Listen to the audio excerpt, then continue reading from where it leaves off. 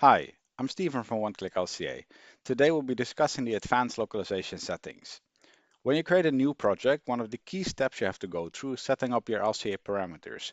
They decide on the calculation rules for your project, and one of these is actually the localization settings. They apply the localization for the entire project. However, if you want to change this row by row, this is possible too. One of these use cases would be that you have a project, let's say in the UK, but you're importing materials from Europe and you want to make sure that it takes the production emissions from the products that they're actually made in Europe and not in the UK. This is something we can do. First of all, we have to open our project and navigate to the building materials page. Here we see my project, there are some materials, and we navigate to the right where we find the localization settings. So if we have the localization settings and it tells us local not needed, it means that the product is local to the place we have set the project.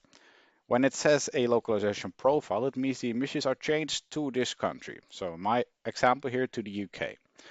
When it shows the X, it means that this is a generic product and those always have to be localized. Otherwise, the emissions would take either a EU or world average emission profile. If we want to change this localization profile, it's very simple. We just click on the country, we select the country we want to localize to, and if we want to, we can also change the electricity profile which is used. And this way you can ensure that your products are always simulated to be manufactured according to wherever they are produced.